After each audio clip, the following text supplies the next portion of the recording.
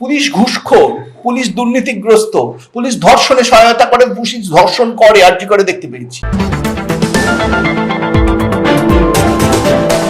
তৃণমূলকে আমি বুঝতে পারছি না কেন। জনসমর্থন তো রয়েছে, মমতার লক্ষ্মীর ভান্ডার রয়েছে, কন্যাশ্রীর মতো প্রকল্প রয়েছে, তাও হারানাকে হেরে বসে আছেন কেন? কিসের ভয়?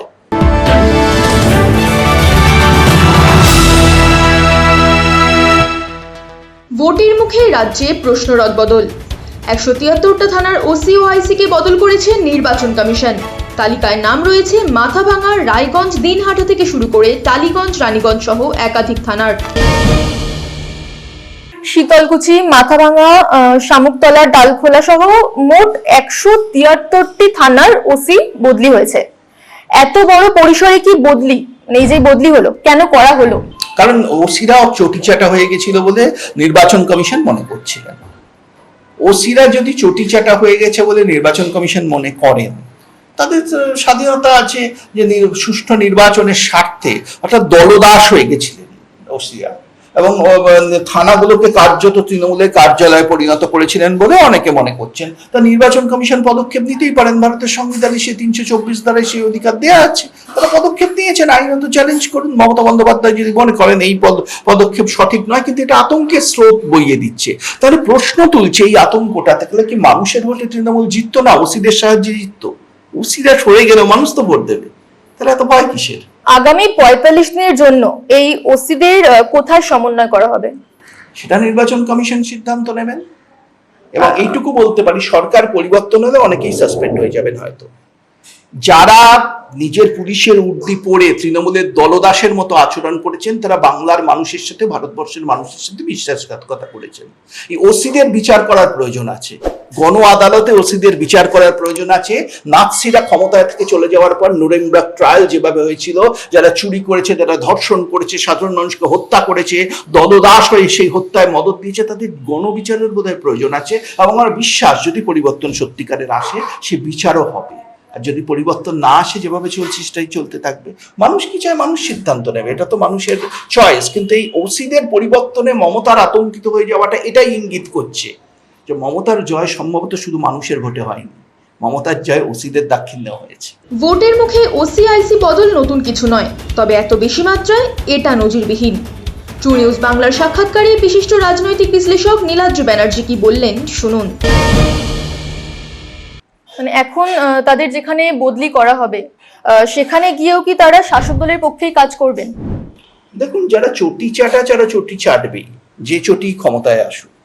যখন বিজেপি আসবে, এরা দেখবেন 360 ডিগ্রি 180 ডিগ্রি ঘুরে গিয়ে আবার বিজেপি পন্থী হয়ে যাবেন।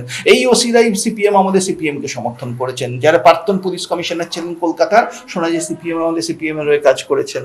নন্দীগ্রামে গণহত্যায় তার একটা ভূমিকা ছিল, শোনা যায় তৃণমূল আমাদের তৃণমূল রয়েছেন। পরিবর্তন আসবে, তারা হয়ে করবেন।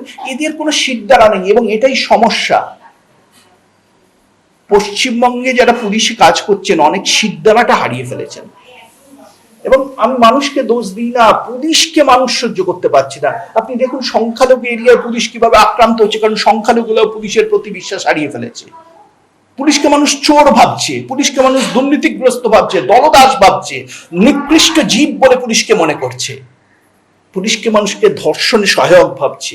কলকাতার পুলিশ কমিশনারের ভূমিকা অভয়াকাণ্ডের পর কেউ ভোলেনি। তার প্রমোশন তিনি মমতা বন্দ্যোপাধ্যায় যতই দিন, মানুষের চোখে তার ডিমোশন হয়ে গেছে। নরকের কীট বলে পুলিশকে মানুষ মনে করছে, ধর্ষকদের থেকে অধম বলে পুলিশকে মনে করছে, কারণ ধর্ষকরা ধর্ষণ করতে পারছে পুলিশের জন্য। আর এটা ভুলে যাবেন না, অভয়াকাণ্ডে যিনি ধর্ষণ করেছিলেন তিনি পুলিশের সিভিক ভলেন্টিয়ার ছিলেন।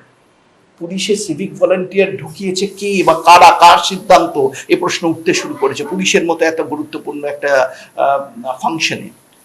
মানুষ প্রশ্ন করছে, এ প্রশ্নের ফলাফল কি হয় মানুষ দেখতে পাবে। 173খানা থানা একটা বড় অঙ্ক, একটা বড় অঙ্কে মানে ওসি বদল হচ্ছে, তো সেখানে এখন নতুন করে কাদের আনা হচ্ছে? যাদের নির্বাচন কমিশন নিরপেক্ষ বলে মনে করছে তাদের আনা হচ্ছে, স্বাভাবিক কথা। এবার কাদের নিরপেক্ষ বলে মনে করছে নির্বাচন কমিশনের সিদ্ধান্ত, সেই সিদ্ধান্ত মমতা বন্দ্যোপাধ্যায়, শ্রমিক ভট্টাচার্য বা মোহাম্মদ সেলিম নিতে পারেন না, তাদের সিদ্ধান্ত। এবার কেউ বলতে পারে নির্বাচন কমিশন বিজেপির এজেন্ট, ভাবতেই পারে, গণতন্ত্রে সেই স্বাধীনতা আছে। বলতে পারেন নরেন্দ্র মোদী হচ্ছেন কি বলে পাকিস্তানের এজেন্ট, এসবও বলতে পারেন বিচারকরা পক্ষপাতগ্রস্ত, হয়তো নির্বাচনে 4 তারিখে বলবেন বাংলার মানুষ বিজেপির এজেন্ট, বলতেই পারেন কেউ বাংলার মানুষ বিজেপির এজেন্ট হয়ে গেছে, বিজেপি কিনে নিল বাংলার মানুষকে, বলতেই পারেন। আমার মনে হয় কংগ্রেসের যেরকম হাত আছে, তৃণমূল এখন অজুহাত, তাদের সিম্বল হচ্ছে অজুহাত। এই যে কি বলে জোড়াফুল চিহ্ন ছেড়ে অজুহাতের একটা চিহ্ন নিয়ে ওদের নামা উচিত, কারণ ওরা অজুহাত খুঁজছে, পরাজয়ের অজুহাত। কে কার দিকে আঙুল তুলবেন 4 তারিখে, সেই অজুহাত। তৃণমূলকে আমি বুঝতে পারছি না কেন, জনসমর্থন তো রয়েছে, মমতার লক্ষ্মীর ভান্ডার রয়েছে, কন্যাশ্রীর মতো প্রকল্প রয়েছে, তাও হারানাকে হেরে বসে আছেন কেন, কিসের ভয়? কেন হিন্দুদের শাসাতে হয় ধর্ণা মঞ্চ থেকে? ধর্ণা যখন ফ্লপ করে, ধর্ণা তো ফ্লপ হলো, তাই তুলে দিতে হলো। পর্যাপ্ত স্থানীয় অফিসার কি রয়েছে যারা নিরপেক্ষভাবে কাজ করবে? দেখুন, সেটা সময়ই বলবে কতটা গন্ডগোল হয় বা হয় না, আইন শৃঙ্খলার কিভাবে নিয়ন্ত্রণ হয় সেটা বলবে তারা। কিন্তু পশ্চিমবঙ্গ পুলিশে বা কলকাতা পুলিশে পর্যাপ্ত অফিসার নেই, এই কথা আমি অন্তত বিশ্বাস করি না। পশ্চিমবঙ্গ পুলিশের একসময় বিরাট সুনাম ছিল, এখন মানুষ তাদের চটি চাটা বলছে, অত্যন্ত দুঃখের কথা, লজ্জার কথা। এটা একসময় খুব সুনাম ছিল। তো সেই পুলিশের এইভাবে মেরুদণ্ড কিছু মানুষের ভেঙে যেতে পারে, কিছু অকর্মণ্য পুলিশ অফিসারকে প্রমোশন দিয়ে ওপরে বসিয়ে দেওয়া হতে পারে, যেমন চিফ সেক্রেটারি জি পুলিশের মানুষ নন, তাও বলছি অনেককে অতিক্রম করে তার প্রমোশন করার কথা নয়, শুধু তাকে প্রমোশন দিয়ে দেওয়া হয়েছিল, তাকেও সরিয়ে দেওয়া হয়েছে। সুতরাং যদি যোগ্য মানুষরা প্রমোশন পেতেন পুলিশের নিয়ম মেনে, প্রথা মেনে, তাহলে এই পরিস্থিতি আসতো না। মুশকিল হচ্ছে যারা চটি চাটা, তাদের পুলিশ যদি চটি চাটা হয়ে যায়, সেই সমাজে আইন শৃঙ্খলা ভেঙে পড়বে, এটাই ঠিক। সেরকম কজন পুলিশ, কটা চটি চাটা পুলিশ এতে বসে আছে থানায়, সেটা বড় কথা নয়, কজন যোগ্য পুলিশ অফিসারকে ঠিক দায়িত্ব দেওয়া হচ্ছে, এটাই প্রশ্ন। নতুন অফিসাররা এবার কাদের পক্ষে কাজ করবেন সেটাও দেখার বিষয়। স্থানীয় অফিসারদের গুরুত্ব দেওয়া হচ্ছে না, বাইরের অফিসার আনা হচ্ছে, সেটাও গুরুত্বপূর্ণ বিষয়। পক্ষপাতিত্বের অভিযোগেই বদলি করা হয়েছে, এটাই মনে করা হচ্ছে। এই রদবদল রাজ্যে রাজনৈতিক লড়াই আরও বাড়িয়ে তুলবে, সেটা বলাই বাহুল্য। নিরপেক্ষ নির্বাচন নাকি নতুন বিতর্ক, কোনটা দেখবে বাংলা? এই অফিসারদের বদলি করা হলো, মানে এনাদের বিরুদ্ধে কি কোনো অ্যালিগেশন ছিল? বিভিন্ন ক্ষেত্রে তৃণমূলের প্রতি পক্ষপাতিত্ব দেখেছেন, নির্লজ্জ পক্ষপাতিত্ব দেখিয়েছেন, এবং অনেক সময় শাসক দলের সভায় তাদের দেখা গেছে সঙ্গে। এমনকি মুখ্যমন্ত্রী যখন রেড করতে গেছে, ইডি রেডের সময় গেছিলেন, সেখানে রাজ্য পুলিশের ডিজিকে সঙ্গে দেখা গেছিল। বিভিন্ন ক্ষেত্রে তাদের নাম এসছে এবং নির্লজ্জ পক্ষপাতিত্বের অভিযোগ এসছে। সেই জন্যই সম্ভবত নির্বাচন কমিশন পদক্ষেপ নিয়েছেন। এখন এরকম একজন নির্বাচন কমিশনার ভারতে চলে আসবেন 10 সেশনের পর, হয়তো মমতা বন্দ্যোপাধ্যায় ভাবতে পারেননি। অন্য নির্বাচন কমিশনদের ম্যানেজ করে নেওয়া যেত অতীতে। আমরা জানতাম নির্বাচনে কি হতো, সিপিএম আমলেও জানতাম, তৃণমূল আমলেও জানতাম, নির্বাচন কমিশনাররা বলতেন খুব ভালো নির্বাচন হয়েছে, শান্তিপূর্ণ নির্বাচন, মোটের ওপর শান্তিপূর্ণ নির্বাচন। এই নির্বাচন কমিশন বলছেন না, অসুবিধা হয়ে গেছে। মানুষ যদি ভোট দিতে পারে, ফলাফল কিন্তু অন্যদিকে যাবে, আমার অন্তত মনে হয়। প্রশ্ন হচ্ছে মানুষকে ভোট দিতে এবারও পারবে, সেটা নিশ্চিত করে নির্বাচন কমিশনের কাজ, যার জন্য যা পদক্ষেপ নেওয়া দরকার তা নেওয়া উচিত বলে আমার মনে হয়। নেবে কিনা আমরা ভবিষ্যতে দেখতে পাবো। হঠাৎ ওসি বদলির কারণে থানাগুলোর দৈনন্দিন কাজকর্মে কি কোনো প্রভাব পড়বে? দৈনন্দিন কাজকর্ম হতো নাকি থানায়? মানে আপনি দৈনন্দিন কাজকর্ম বলতে যদি তৃণমূলের প্রচারের কাজ আপনি বলেন, তাহলে প্রভাব পড়বে।